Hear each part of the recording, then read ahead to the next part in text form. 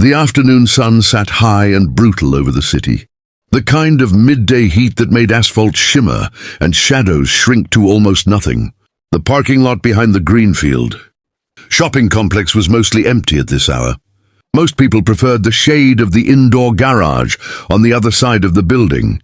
This lot was older, quieter, used mostly by delivery trucks and a few staff members who came in early. If you believe in kindness, second chances, and the power of small moments to change lives, please like, comment, share, and subscribe to Kindness True Stories. Also tell us in the comments, where in the world are you watching from? It was not the kind of place where people expected trouble, but trouble rarely announces itself.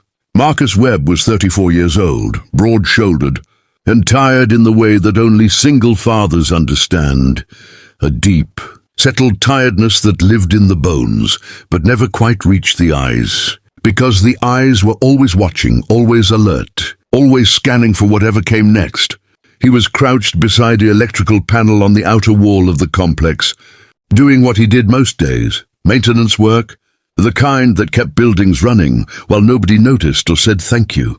His 6-year-old daughter Zoe sat on a small folding stool 3 feet away, wearing her yellow sundress and her pink sneakers, eating a sandwich from a lunchbox and watching her father work with the focused admiration that only small children give freely and without embarrassment. Marcus had brought her because school was out, and the babysitter had cancelled, and life, as it tends to do, had refused to accommodate the inconvenience. Zoe did not mind. She liked watching her father work. She liked the way he explained things to her, what each wire did, why the circuit had to be checked twice, why being careful mattered more than being fast.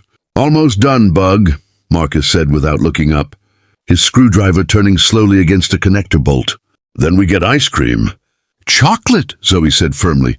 "Obviously chocolate," he agreed. It was in that ordinary moment, the kind that holds no warning, no dramatic music, no signal of what is coming, that they both heard the sound. It started as footsteps, then voices, then something that made Marcus go still the way animals go, still when a predator is near. At the far end of the parking lot, a young woman was walking quickly toward her car. She looked to be in her mid-20s, dressed in a white blouse and dark trousers, her laptop bag over one shoulder and her keys already in her hand. Her name, though Marcus did not know it yet, was Priya. She worked in the administrative office on the 3rd floor of the complex and always parked in this backlot because the monthly rate was cheaper. She had done it for 2 years without incident. Today was different. 3 men emerged from the shadow between 2 parked vans. They were not subtle about their intentions. They moved to cut off her path, 1 in front, 2 flanking, in the practiced way of people who had done this before. Priya stopped walking. Her face changed. She looked left, then right, and found no clear exit. "Hey, relax," one of the men said, smiling in the way that is not a smile at all. "We just want the bag." Nice and easy. Priya clutched the strap of her bag tighter and took a step back. "Don't," said another, moving closer. What happened next took only seconds. Priya turned to run. One of the men grabbed her arm and yanked her backward. She cried out in the shop, startled sound that cut through the empty lot like something breaking. She struggled, twisting against his grip, and as she did, her elbow caught the edge of a car mirror and she stumbled, falling hard against the side of a vehicle, her forearms scraping down the metal door. She hit the ground on one knee. The laptop bag was ripped from her shoulder. Marcus had been on his feet since the moment he heard her first cry. He had not made a decision exactly. His body had simply moved the way it had learned to move in the years before Zoe was born. Years he didn't talk about much. Years that had left him with instincts he could not always explain. He was already crossing the lot at a run when Zoe's voice reached him, small and clear and urgent behind him. "Daddy." He glanced back for half a second. Zoe was standing on her stool, her sandwich forgotten, her eyes wide and fixed on the scene ahead. "Daddy, save that lady, please." He didn't stop moving, but something in him locked into place at the sound of her voice. Something steady and absolute. He had made his decision before she said it, but she said it and it mattered. "Stay there, Zoe, don't move." Call the number on my phone, the one that says Mr. Raj. He had already passed the first parked car by the time he finished the sentence. The three men saw him coming. The one holding Priya's bag laughed. Mind your business, hero. Marcus did not slow down. He had 6 inches and years of physical labor on the first man who stepped toward him, and he used both. The confrontation was not elegant. Real ones never are. There was shoving, a thrown punch that Marcus ducked below, a second swing that connected with his shoulder and hurt more than he let show. He drove the second man back against a car with enough force to wind him, kept himself between them and the woman on the ground, used his elbows and his weight and the pure, focused determination of a man who has something specific to protect. At the say, third man hesitated. They always hesitate when resistance is real rather than theatrical. And in that hesitation he saw what the others had not yet registered.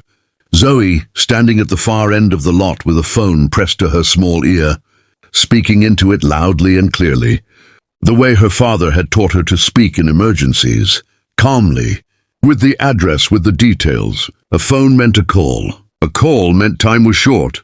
The three men exchanged a look. The man holding the laptop bag dropped it. They ran. Marcus stood in the middle of the empty lot, breathing hard, his shoulder throbbing, and turned immediately to the woman still on the ground. She was conscious, her palm pressed to her scraped forearm, her face tight with pain and shock, but her eyes clear. "Can you stand?" he asked, crouching beside her. "I think so," she said. Her voice was steadier than he expected. He helped her up carefully, checked that she could put weight on her leg, looked at the scrape on her arm, a long, angry red stripe from elbow to wrist. "Bleeding but not deep. You need that cleaned," he said. "I know," she said. Then after a moment, "You didn't have to do that. You were on the ground," he said, as though this answered everything. Because to him it did. Across the lot, Zoe was running toward them now, her pink sneakers flashing in the afternoon sun, her face a mixture of worry and something fierce and proud. She stopped in front of the young woman and looked up at her with enormous, serious eyes. "Are you okay?" Priya looked down at the child and felt something shift in her chest, the specific, undoing softness of being checked on by someone so small and so earnest. "I'm okay," she said. "Thank you for calling for help." "I called Mr. Raj," Zoe said seriously. "He's Daddy's boss. He said he's calling the police." She looked at Marcus. "Did I do it right, Daddy?" Marcus put his hand on the top of her head gently. "You did it exactly right, Bug." The police arrived 11 minutes later. Priya gave her statement. Marcus gave his. The security footage from the complex camera, which covered the east end of the lot, captured enough to give the officers a lead. Priya's laptop bag was recovered 3 feet from where the men had dropped it. Her laptop was unbroken. Her files were intact. At the hospital where a nurse cleaned and dressed her arm, Priya sat across from Marcus in the small waiting area, while Zoe slept in her father's lap, exhausted by the afternoon's enormity, her head against his chest and her yellow sundress rumpled from running. "She told you to save me," Priya said quietly. "Before you were even close enough to do anything. She was already telling you to go." Marcus looked down at his daughter. "She says things like that," he said. "She sees something that needs doing and she just says it. No hesitation. She learned that from you." He shook his head slightly. "I think she just knows things I had to learn the hard way." Priya looked at the sleeping child for a long moment. Outside the hospital window, the afternoon was tipping toward evening, the sun losing its heat if not yet its light. "I don't know how to thank you," she said. "You don't have to," Marcus said. "She asked me to." "That's enough." Zoe stirred slightly in her sleep, her fingers curling around the fabric of her father's shirt, the way she had done since she was an infant, instinctively holding on. He held her the same way, not tightly, not desperately, but with the sure and quiet grip of someone who knows exactly what they would do anything for. And in the half-light of that ordinary waiting room, at the end of an extraordinary afternoon, that was all the answer either of them needed. If this story touched your heart, please like, share, and subscribe to Kindness True Stories, where every video is a reminder that ordinary people, do extraordinary things every single day. Your support means the world to us and helps us keep bringing these stories to you.